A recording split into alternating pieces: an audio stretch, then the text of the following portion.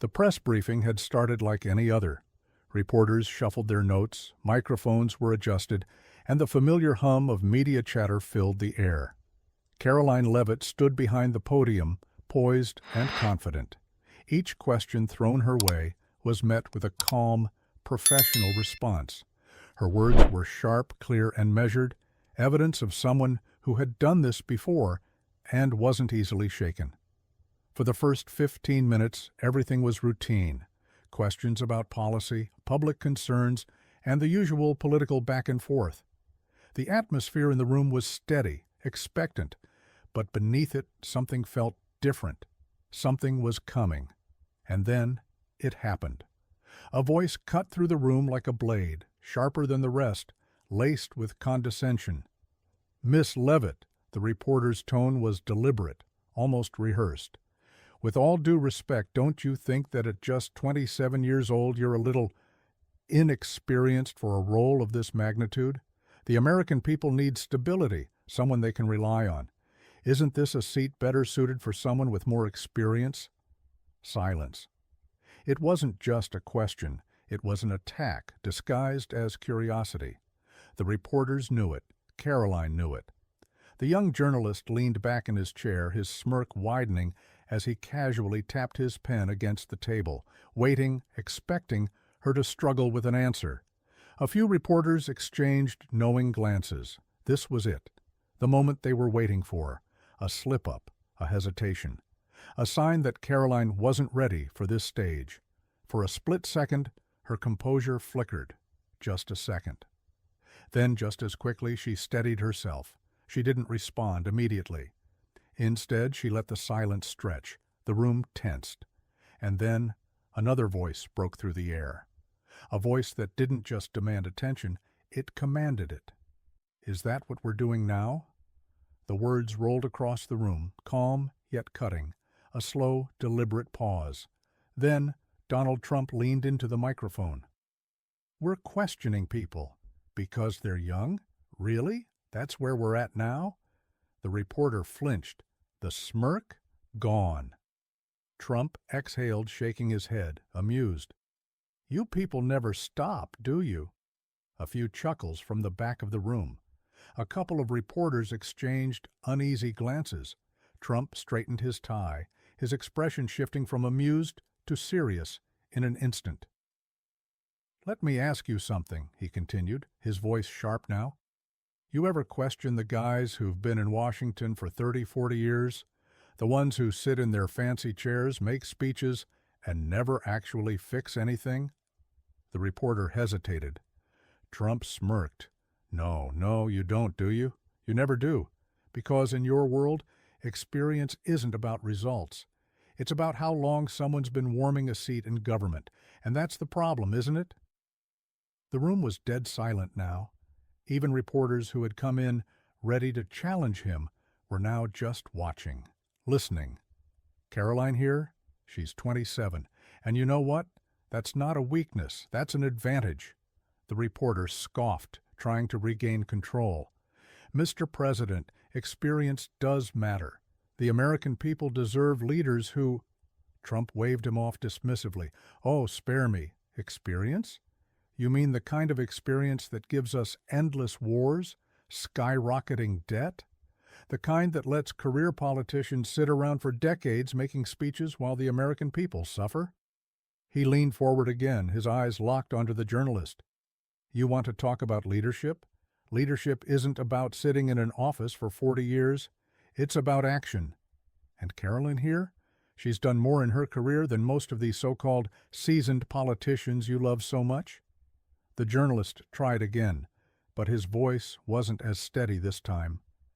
"But surely you understand that—" "No, I understand just fine," Trump interrupted, his voice firm.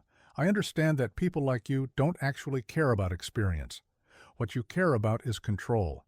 You don't like people you can't predict. You don't like people you can't control." The reporter sat back in his chair, suddenly quiet. Trump let the silence linger, scanning the room. Then he chuckled, shaking his head.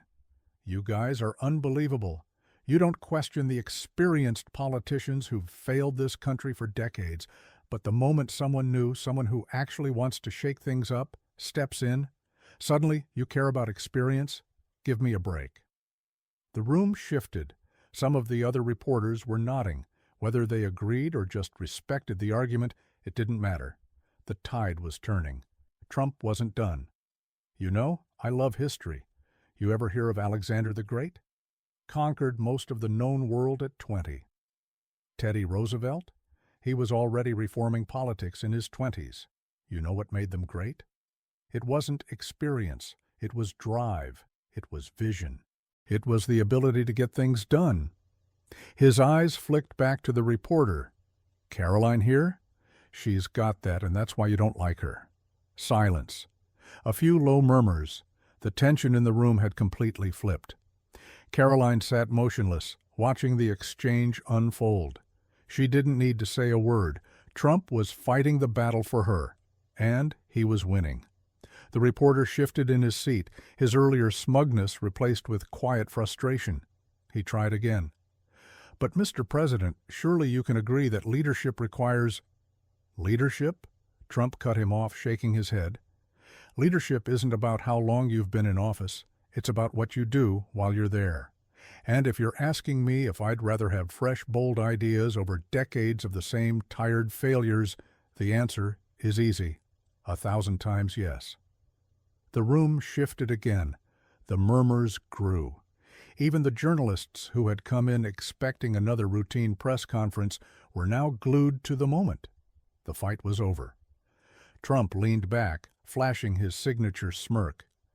You got any more brilliant questions, or are we done here? The reporter sat motionless, defeated. Karoline, for the first time since the exchange began, allowed herself a small smile, and in that moment the message was clear. She wasn't just holding her ground, she was claiming it. The room was silent, the tension thick enough to cut with a knife. The reporter who had tried to trap Karoline sat frozen, gripping his pen tightly. He had walked into this exchange expecting to expose a weakness, but instead he had just been publicly dismantled. And then, as if to drive the final nail into the coffin, Trump leaned forward, his tone no longer amused, but dead serious. Let me tell you something, he said, eyes locked onto the reporter. You keep talking about experience like it's some kind of magic shield. But let me ask you— a slight pause. You mean the same experience that's led to endless wars? The same experience that's given us corruption, broken promises, and trillions of dollars in debt? That kind of experience?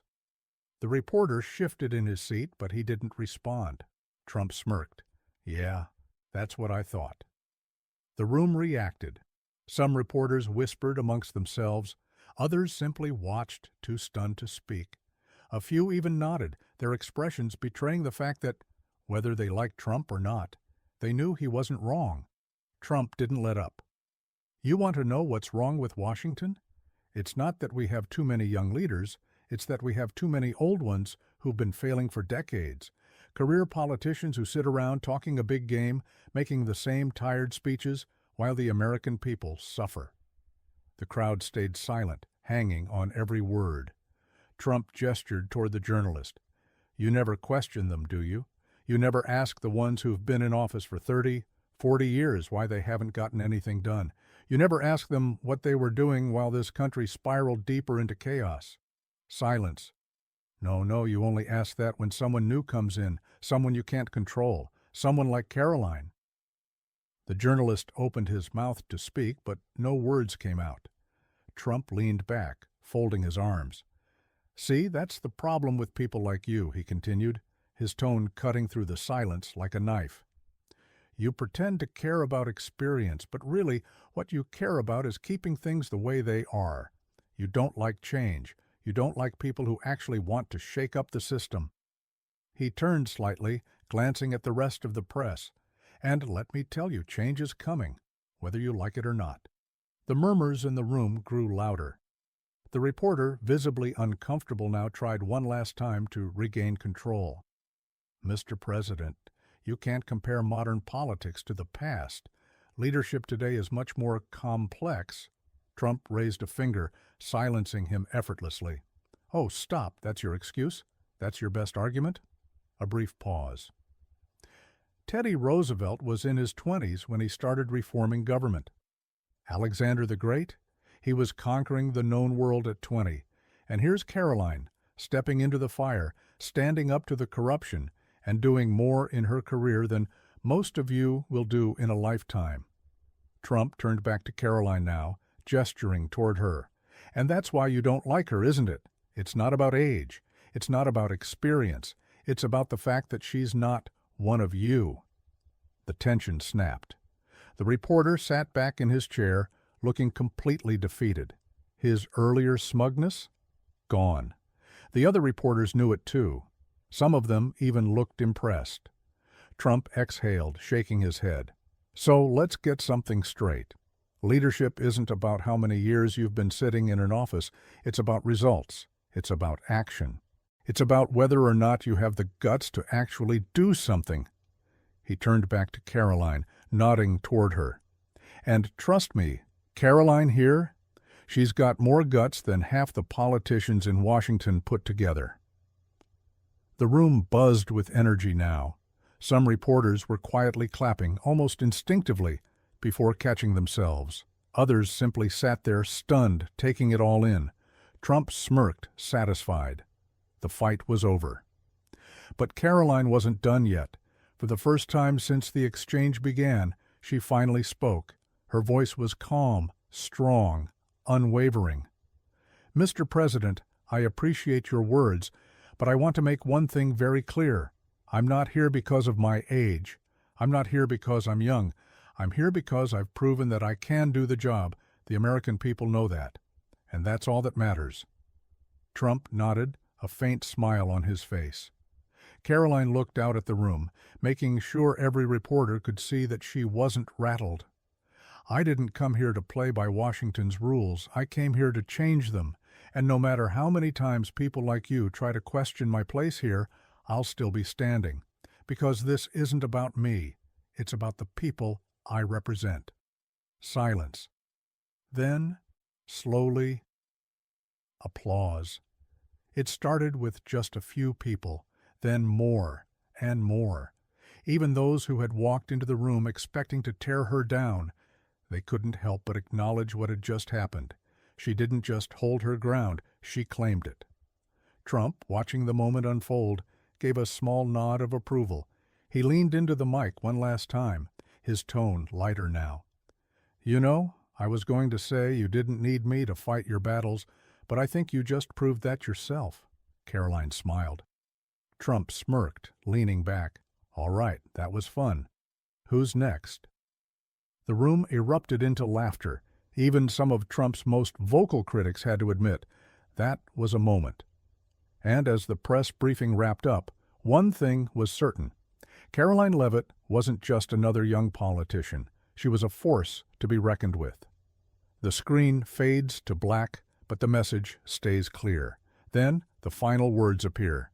If you believe in strong, fearless leadership, share this video and let the world hear the truth.